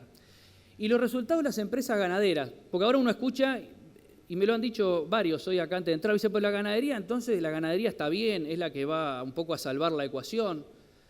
La ganadería, en realidad, Uruguay es un país ganadero y va a seguir siendo un país ganadero. Ahora, la ganadería tiene otra dinámica que tenemos que comprender que es muy distinta a la dinámica de estos rubros de los cuales estamos hablando, que explicaron gran parte del crecimiento de estos últimos años. Para darnos una idea, la ganadería es un negocio, para definirlo, de menor riesgo, de más largo plazo, pero de márgenes muy pequeños, de una rentabilidad muy pequeña. Así ha sido la historia de la ganadería y así es la ganadería y el negocio ganadero a nivel mundial. Para darnos una idea de por qué el largo plazo, justo hoy sirvieron carne de comer y dije por suerte porque podía ser el ejemplo. Esa carne que comimos hoy llevó al menos 3 años y medio, 4 años producirla. Desde que la vaca se junta con el toro, que queda embarazada, que tiene al ternero, que el ternero se cría, que después lo faenamos y lo comemos. Muy distinto a lo que es el ciclo agrícola o lo que puede ser una soja, que son 6 meses, o lo que puede ser el dinamismo a través de la producción de leche o de otros sectores. Y estos son datos que son reales. Esto es el margen de la cría, por ejemplo. Son algunos, yo no los quiero entretener con números, pero para tener una dimensión real, el margen de la cría hoy, previo a lo que es el pago de renta, estos son dólares constantes, no va a llegar a los $40 por hectárea por año. ¿Tá? Eso es para tener solamente una dimensión. Si el productor tiene que pagar una renta, seguramente no lo va a poder hacer. En la invernada la situación es bastante parecida. Obviamente, en otros campos, con otro ingreso, pero también al tener que pagar una renta, la situación es compleja. Yo es el único momento ahora en el cual me voy a referir a algo que yo entiendo que ha sido determinante y que es determinante. En la caída de los márgenes pueden haber explicaciones diversas. Podríamos entrar a hablar del precio de la hacienda, no es el ámbito este. Pero esa gráfica azul que ustedes ven ahí ha sido el incremento exponencial de los gravámenes ciegos a la tierra, a los medios de producción de los últimos años. Esa gráfica sube, todo lo demás cae, todos los márgenes están cayendo y esto no es casual. Estos impuestos son el principal síntoma de retroceso, causantes del retroceso, porque generan desestímulo para la inversión. Estos impuestos hoy están asociados a las épocas de mayor estancamiento que ha tenido el agro y el agronegocio en el país. Y nosotros, con el correr del tiempo, deshicimos gran parte de lo que eran, en realidad, el concepto de la reforma tributaria del año 2007, que pretendía justamente apuntar a gravar la renta. Y ustedes ven la barra azul, más del 50% de los impuestos hoy son a la tierra. Esto es un desestímulo formidable para invertir, para crecer y para desarrollar puestos de trabajo. Y esto es lo que está pasando hoy. La gráfica roja que cae son los impuestos a la renta. ¿Por qué razón? Porque las empresas no están rentando, están teniendo menos renta y en muchos casos están trabajando a pérdida.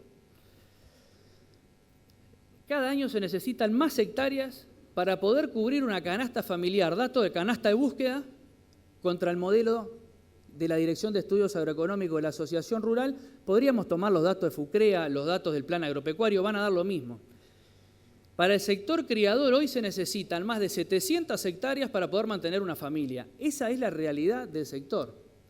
Bueno, el que no lo vea es porque en realidad no quiere verlo o tiene razones ideológicas para verlo de otra manera, pero esta es la realidad. Los productos forestales, ya lo mencionaron algo hoy los colegas también, bueno, hay aquí obviamente las exportaciones de celulosa hoy ocupan el tercer lugar dentro de lo que son el total de exportaciones de bienes del Uruguay. Es bueno también hacer un poco de historia, remontarnos. Restan 5 minutos. ¿A todos le estaban poniendo este cartel o solo a mí me lo pusieron? Está. No, pero 5 minutos no termino. La forestación obviamente ha tenido un crecimiento. Creo que es bueno ver aquí lo que es una política de Estado. La Ley de Promoción Forestal del año 1987, que traspasa gobiernos de distintos partidos. Y bueno, y hoy permite, por ejemplo, captar, quizá, y ojalá que así sea, una nueva inversión de una nueva planta de celulosa por todo lo que genera. Ahora, ¿qué es lo primero que pide la empresa para instalarse en el país? Que le solucionen los problemas de infraestructura. Algo que desde la producción lo venimos diciendo hace mucho tiempo, y hace mucho tiempo que cada vez que uno dice algo, yo he escuchado las cosas más disparatadas, que los productores son los culpables de que los caminos estén rotos. Bueno, esa apreciación realmente cuesta mucho entenderla. El productor produce, invierte, arriesga, trabaja, saca la mercadería, paga por sacar la mercadería porque paga impuestos, paga el gasoil, uno de los gasoil más caros de la región y del mundo. Y cada vez se agrega un impuesto nuevo con el tema de que se van a seguir arreglando los caminos y se los agrega de la peor manera. El año pasado subió más de un 30% de la contribución inmobiliaria rural. Y menciono estas cosas porque realmente complican lo que son los números productivos. Miren esta frase, lo típico es que sea responsabilidad de los estados desarrollar la infraestructura logística. Esto por suerte no lo dije yo, no lo dijo la Asociación Rural, lo dijo el vicepresidente senior de Desarrollo de Negocios en Uruguay de UPM, con quien obviamente estamos de acuerdo. Esto obviamente muestra que las obras en infraestructura no acompasaron el crecimiento productivo del país y ojalá que, bueno, si esta empresa viene, este sea un disparador para solucionar los temas que cuando los productores lo piden no se arreglan. Ojalá que con la venida de una nueva planta, si es que viene, que creo que es positiva, se solucionen todos estos problemas que realmente hoy están complicando. Nivel de endeudamiento, dato del Banco Central. El nivel de endeudamiento del sector agropecuario hoy es de unos 2.500 millones de dólares. Si bien la morosidad todavía no ha avanzado, que ojalá no avance en términos significativos, hay un dato aquí que es preocupante, que es la relación deuda-producto bruto agropecuario. En el 2006 era del entorno del 24%, en el año 2016 estamos cerca del 80%. ¿Y por qué decimos esto? Que hay que ser cautos, y sobre todo cautos desde el punto de vista de la producción, en seguir tomando créditos. Porque en situación de caída de exportaciones, caída de precios, caída del producto bruto, costos altos, caída del tipo de cambio, se hace realmente difícil poder repagar todas estas deudas que en otros momentos, bueno, hicieron muy compleja la situación. Situación económica, la voy a pasar rápidamente. Estas son previsiones en general del Banco Central y de otros agentes, del Ministerio de Economía. Las expectativas se prevé que al menos hasta fin de año la economía puede seguir estancada. La inflación, si bien es un problema, obviamente que hoy a través de esta caída del tipo de cambio que genera un alivio desde el punto de vista inflacionario, genera otra serie de problemas por atraso cambiario y por competitividad del sector exportador. El déficit fiscal, que en realidad sigue en el entorno del 3,5 del PBI, que en la medida que no se resuelvan las causas de fondo, vamos a seguir en la situación que estamos de que vamos a ver a quién le ponemos nuevos impuestos. Que esa es la discusión de todos los días cuando abrimos el diario. Es a ver a quién le toca. Yo simplemente le pedí a la Dirección de Estudios Agroeconómicos de la Asociación Rural que me hiciera cuánto es en términos absolutos este déficit fiscal, qué implicaría desde el punto de vista de la producción. Bueno, no daría con todas las exportaciones de carne bovina ni con todas las exportaciones de arroz para cubrir esos 1.800 millones de dólares, ni con todas las exportaciones de soja más todas las exportaciones de lácteos. Simplemente esto es para tener una dimensión, porque a veces a uno le hablan de números y le hablan de porcentajes de lo importante que es el déficit que tiene el país. Yo voy a entrar en el tramo final, voy a tratar de irme con mejores noticias. Las perspectivas mundiales, esto de la Organización Mundial de Comercio, El mundo, podemos discutir si está en crisis, no está en crisis. Yo creo que lo que hay es un enlentecimiento en general de lo que es el comercio mundial. El comercio de las materias primas agrícolas crecería por encima de esta tendencia. Creo que ese dato es positivo. No olvidemos, 80% de las exportaciones provienen del origen de lo que es el agro, e inclusive más del 50% de las industrias son agroindustrias en el Uruguay. La población mundial va a seguir en ascenso. Hay un proceso de urbanización, hay un proceso de incremento de los ingresos per cápita. Esto obviamente que traería un impacto positivo en lo que es el consumo de proteínas a nivel general. Tomamos algunos datos, estos son datos de la FAO, son datos del Banco Mundial. El crecimiento mundial, lo que son las proyecciones de la carne vacuna, de lo que puede ser la leche en polvo entera, y que incluso el crecimiento del consumo podría ser mayor al crecimiento poblacional. Yo creo que son datos que por lo menos tenemos que tenerlos en cuenta. Hoy hablábamos de China como fuerte destino de Uruguay. Hemos escuchado también que somos China dependientes. Lo que pasa que en realidad el mundo hoy depende de China, depende de lo que haga China y depende de lo que deja de hacer China. Esa gráfica es bien elocuente. Cuando China se desacelera, deja de importar. Pero hay un dato que es interesante, ahí deja de importar otras cosas, por decir algo, hierro, pero no necesariamente alimentos. La caída en lo que fue en estos años de alimentos es casi insignificante comparada con lo que son la caída de importaciones totales. Eso es un dato positivo para países como Uruguay. Más del 70% de la soja va a China, más del 30% de la carne. El mes pasado Uruguay se convierte en el primer proveedor de carne roja, de carne vacuna, a China. Un momento puntual. Pero son datos que son interesantes y por eso es que hablamos. Para las carnes hay toda una promoción de carnes en la cual yo no voy a entrar, que obviamente Uruguay accede a más de 100 mercados, ¿no? Quizá podríamos discutir a los valores con los cuales se accede o se ingresa a China, que de pronto no son los mejores, pero yo como país prefiero ingresar a China, prefiero ser un proveedor para China, porque gran parte del aumento de la urbanización y del ingreso per cápita justamente se va a dar en China. Y por eso la necesidad de generar un acuerdo con China creo que va a ser determinante. Otra noticia que creo que es buena, con los cambios que han habido en la región, a mi entender, cambios para bien, no estoy hablando del Mercosur, ¿no? Estoy hablando cambios en Argentina, cambios en Brasil, vamos a ver en qué termina, pero la realidad es que la perspectiva es que Argentina y Brasil, por más que se contraigan en este año, ya tienen una esperanza, por lo menos, y una proyección de crecimiento. Esos datos son buenos para Uruguay, es bueno que Argentina crezca. Es bueno que Brasil crezca. Hoy Brasil se está llevando gran parte de los lácteos, por ejemplo, no a los precios internacionales de otros años, pero se está llevando una parte importante de lo que es la colocación de lácteos. La carne ovina con hueso, por ejemplo, que incluso ahora se abre el mercado de Estados Unidos, pero está la discusión de lo que está... Se me va a haber terminado el tiempo. O sea, es de lo que está... Como soy el último... sí, además yo les controlé el tiempo a ustedes. Tampoco fue justo. Pero, bueno, que Brasil se recupere un poquito es muy bueno. Cualquier déficit que tenga Brasil en comercial para Uruguay es muy importante, es el segundo destino y el segundo mercado. Hacia el futuro, obviamente, que tenemos que avanzar en soluciones para capitalizar estas cosas. Los mercados, ya es un tema que lo hemos hablado mucho, acuerdos comerciales estables. El Mercosur está en una crisis que daría para hablar mucho tiempo, no lo vamos a hacer. Ver incluso en el Brexit que hay amenazas, pero también tratar de encontrar oportunidades, porque hay oportunidades de negocios ahí. Ver qué pasa con el acuerdo con Chile. La diferenciación es importante, los productos de Uruguay. Uruguay trabaja mucho en eso y es importante. El valor agregado como innovación y desarrollo, la diversificación de mercados y la diversificación dentro de los propios rubros productivos, de los propios productores, de lo que es la sinergia con agricultura, con ganadería, con forestación.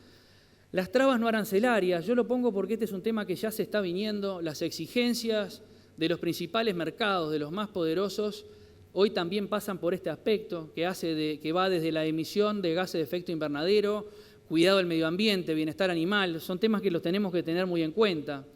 La producción, bueno, obviamente que la productividad es la principal variable de competitividad de una empresa, pero realmente el costo país hoy, bueno, está limitando mucho lo que es esta productividad. La inversión y la innovación necesitan certezas, el combustible y la energía tienen que estar a valores competitivos, La carga tributaria no puede ser excesiva, no podemos estar inventando impuestos todo el tiempo sin resolver temas de fondo, porque esto impacta de manera directa contra la rentabilidad de los distintos sectores y son todas medidas recesivas que van en contra del desarrollo productivo del país. La infraestructura y logística ya nos referimos. La negociación salarial que va a comenzar la semana que viene, porque al agro le venció el 30 de junio. Bueno, la necesidad de escuchar a todas las partes, evitar no extenderse en el tiempo porque va a haber una retroactividad allí, sobre todo pensando en los trabajadores y en aquellas empresas en problemas para no acumular en el tiempo y que después se haga oneroso los montos que haya que pagar con retroactividad. Y el tipo de cambio, reitero, no es la única variable que hace a la competitividad. En un país exportador es determinante. Tenemos que ser cautos. Si controlamos la inflación o apuntamos a contener la inflación con el tipo de cambio, vamos a generar desvíos, vamos a generar transferencias desde los sectores transables hacia el resto de la economía. Eso el país ya lo vivió y eso no es sano, independientemente, lo digo, de la coyuntura internacional que hay hoy. Y para terminar, coincido también con lo que hemos estado hablando, estamos trabajando con las cámaras empresariales en ese tema. Soy de los que creo que el verdadero motor del país es la educación. Creo que la educación es la locomotora del progreso, sobre todo en un mundo globalizado y cuando estamos transitando en la economía global del conocimiento, en la cual aquellos países que crecen son los que innovan, son los que inventan, y bueno, para eso, obviamente que el desarrollo del conocimiento y la tecnología está directamente ligado a la educación. Y termino con la misma frase que terminaron los colegas, así que de mi parte es todo, muchas gracias.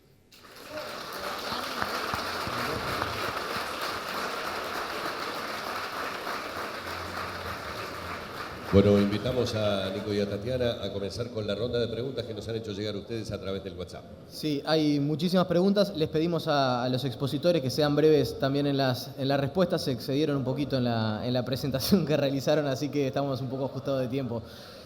La primera que se repite por parte del público asistente es el impacto que puede llegar a tener el ajuste fiscal que se está tratando en el Parlamento en el marco de la rendición de cuentas. En cada uno de los sectores y en las cámaras empresariales, ¿cómo es recibido y qué impacto creen que puede llegar a tener para el 2017?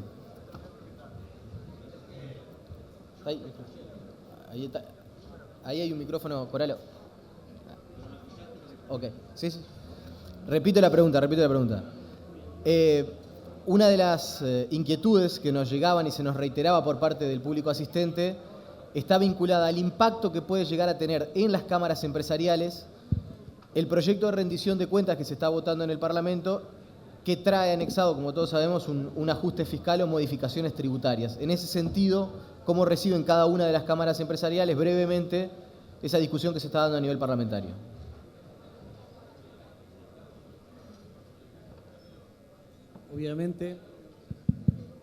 Obviamente este ajuste, como dijimos al principio, puede repercutir a nivel del consumo.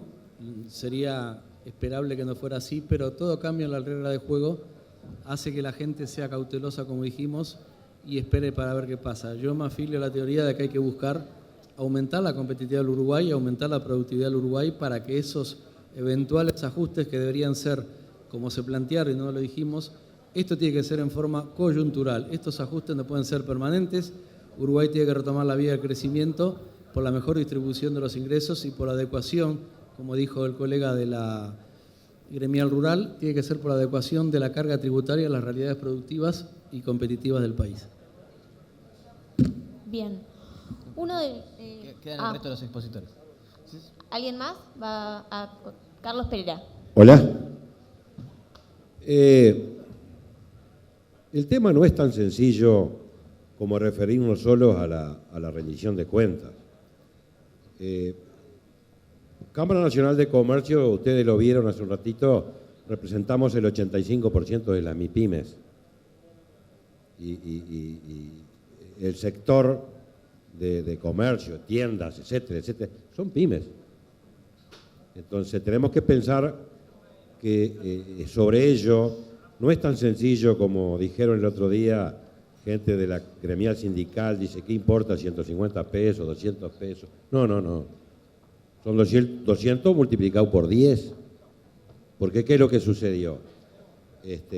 Tuvimos la reforma tributaria anteriormente, tuvimos ajustes, tuvimos las tarifas, tuvimos nuevamente ahora este tema de impuestos, tuvimos el tema de la seguridad, tenemos el tema de la prevención, tenemos el tema de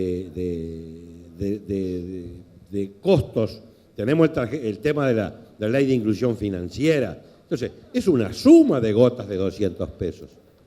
Y eso realmente implica en la empresa chiquita que, en definitiva, de ser sustentable, pasa a ser no sustentable. Por eso nuestra preocupación en el tema del mantenimiento de los puestos de trabajo. Bien, uno de los temas que siempre se hace referencia por parte de los empresarios y que aquí cada uno en la exposición ha puntualizado es la preocupación en la educación. Y la pregunta es si desde los empresarios, ¿qué lugar tienen los empresarios, si es que lo hay? Nos gustaría saber, a la hora de conformar, colaborar en los programas de capacitación o de educación respecto a la mano de obra y a la profesionalización que se está necesitando. ¿Hay participación de los empresarios, colaboración con el gobierno en ese sentido? Claro, claro que sí. Nosotros hemos presentado ya el año pasado, Washington fue el último, ¿no? El año pasado fue el último que presentamos, sí. Hemos presentado 3 proyectos, el último el año pasado, sobre cómo mejorar la educación, hecho por técnicos de todos los partidos políticos. Acá no estamos mirando nada de eso, pero estamos realmente preocupados por la educación, porque en el agro, por ejemplo, tenemos problemas de que hay gente que no sabe manejar una máquina, porque hoy las máquinas ya te dice el satélite cuánto clavar el arado por la humedad que tenés, o manejar camiones nuevos, ni que hablar en el tema de los servicios tecnológicos. Hoy no tenemos mano de obra para los servicios tecnológicos. ¿Pero por qué? Porque no tenemos educación, no tenemos preparación. Entonces nosotros estamos muy preocupados y colaboramos permanentemente en el tema de educación. Más, nuestra primera meta es solucionar los temas educativos. Es decir, que hay una sinergia entre autoridades de gobierno de la educación y los empresarios a la hora de formar profesionales. Bueno, yo diría que no hay una sinergia. Yo digo que lo que opinamos nosotros no lo ven así y lo que opinan ellos no lo vemos así nosotros. Tenemos, creo que, un desencuentro, pero no vamos a dejar de pelear pelear no es la palabra, nosotros lo único que podemos hacer es dialogar. No tenemos la capacidad de prender fuego o quemar neumáticos. Los empresarios no hacemos eso. Entonces, lo único que podemos hacer es dialogar. Y en el diálogo tenemos permanentemente el tema de la educación. Bien, gracias. Para el vicepresidente de la Cámara de la Construcción. Una acotación que creo que no es. Cuando uno habla de educación, hablamos de la sociedad de la manera más amplia. No se habla únicamente en la diferencia de que quién pueda ser trabajador, funcionario público, privado o empresa o empresario. Hablamos de la sociedad en todo su conjunto y quizá también comenzando por el propio sector empresarial. ¿Qué le preocupa a Reilly ahí en ese aspecto? No es que no. Bueno, la preocupación creo que la hemos planteado, incluso estamos organizando también otros eventos. Lo que pasa es que acá creo que hay cosas distintas. Capacitación, educación, no son distintas, van de la mano, una cosa necesita de la otra, pero evidentemente yo no soy especialista en educación, pero hay temas que son de fondo, que se requieren de una reforma estructural, en la cual en algún momento la vamos a tener que hacer. Y nosotros desde el sector empresarial lo que decimos es que estamos, dando la mano para poder de alguna manera integrar cualquier organización que se pueda hacer, que pueda aportar a lo que dije hoy, al desarrollo de la sociedad, que era un poco con lo que cerré hoy yo, que era la frase de José Pedro Varela, ¿no? 2 preguntas en una para el vicepresidente de la Cámara de la Construcción. Por un lado, pegó bastante la frase vinculada a la productividad y las cifras que mostró. ¿Cómo se puede hacer para revertir y eventualmente que esta baja en la productividad no redunde en una pérdida de empleos en el sector o no se acreciente la pérdida de empleos en el sector? Y por otro lado, también hay alguna inquietud con relación a los proyectos sociales para apoyar el acceso a las viviendas en los sectores sociales más bajos. ¿Qué se puede hacer? ¿Si se puede promover algún tipo de tecnología nueva al respecto? ¿O cómo se puede atender esa demanda? Sí, el tema de la productividad es una de las preocupaciones centrales que tenemos en la industria. Esto es algo que nosotros en el día a día de cada empresa uno lo puede medir, pero para poder hablar en términos generales es necesario contar con estudios serios, profundos, estadísticos y, como mencioné, tenemos dificultades para acceder, o sea, existen dificultades para acceder a la información del Banco de Previsión Social que esperamos en un futuro cercano se puedan resolver. Pero indudablemente el estudio de productividad aparente que presentamos va en la línea de la medición y de la percepción de cada empresa de la caída de la productividad del sector, en contraste con una inversión en maquinaria de equipo muy importante. Entonces, ahí tenemos un problema principal que incluso tendríamos que abordar dentro del tema del convenio laboral. No sé, con la premura de los tiempos que tenemos, que evidentemente el convenio vence el 30 de septiembre y habrá que negociar, y eso lleva tiempo, ¿cuánto podremos avanzar en esta oportunidad? Pero indudablemente es un tema para continuar de aquí en adelante para los próximos años porque ahí se juega la suerte de la industria. Digamos, es impensable tener un desarrollo sostenible en el tiempo si no hay una productividad que acompañe ese desarrollo y que vaya aumentando. Bien.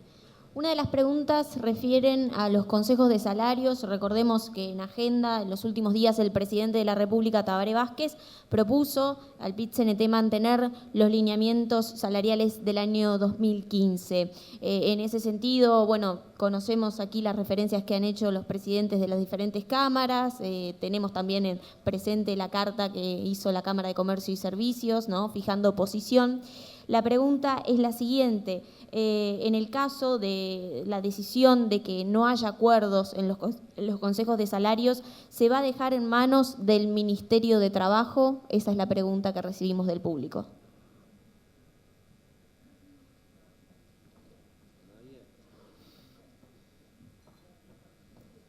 Ministro, yo me quería ir, pero no me dejaron. Como dije, nosotros lo único que tenemos es el tema del diálogo. Nosotros hemos pedido una reunión con el presidente de la República que fue agendada para el viernes a las 10 de la mañana. Nos va a recibir, siempre con el tema diálogo. Nosotros lo que tratamos siempre es de apoyar al gobierno, de apoyar en todo lo que podemos para que las cosas salgan lo mejor posible. Creo que nosotros estamos viviendo un periodo de estrés, un momento de estrés. Como dije hoy, el salario real aumentó cuando la economía real subió. Y bueno, hoy estamos en un proceso distinto y que tenemos que ser prudentes. Nosotros creo que nos queda, no tengo el técnico acá porque creo que se fue, pero creo que de las 70 y pico de mesas vamos a estar representando 60 y pico. Si no nos ponemos de acuerdo, bueno, alguien va a tener que fijar los lineamientos, ¿no?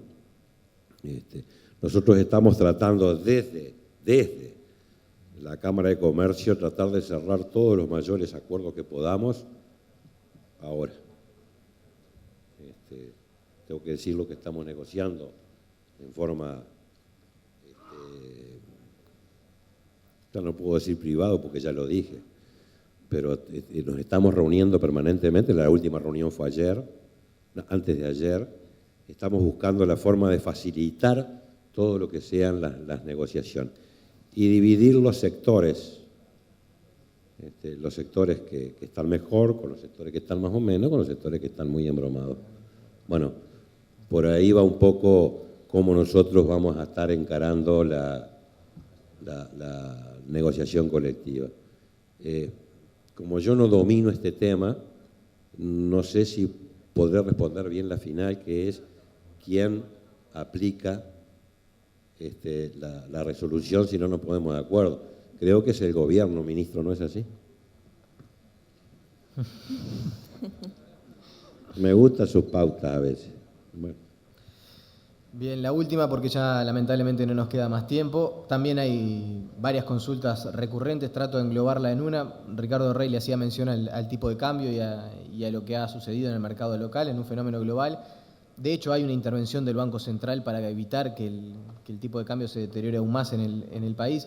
Pero, por ejemplo, plantear a nivel de la Cámara de Industria cuáles son las perspectivas que tienen sobre este fenómeno hacia fin de año y qué se le puede decir a los empresarios vinculados a cómo puede llegar a evolucionar el tipo de cambio de aquí al final del 2016. Obviamente el tipo de cambio, hace unos meses escuchábamos a algunos analistas pronosticarlo a 36, otros analistas lo pronosticaban a 32. Hay una realidad mundial que la perspectiva de un aumento de tasas de vuelta por la Reserva Federal,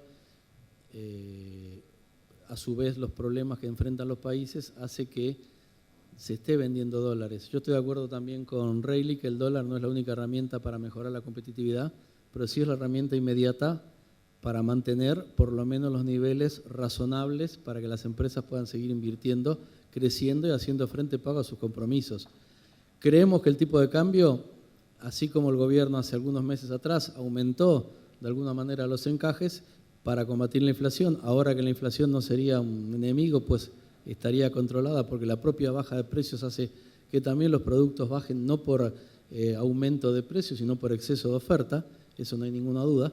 Estaría bueno de repente repensar la política cambiaria para permitir que el dólar, en lugar del Banco Central salir a comprar esos dólares para evitar la caída mayor, que se pudiera de vuelta modificar el sistema de encaje que tienen los bancos para permitir un tipo de cambio más estable, adecuado a la realidad.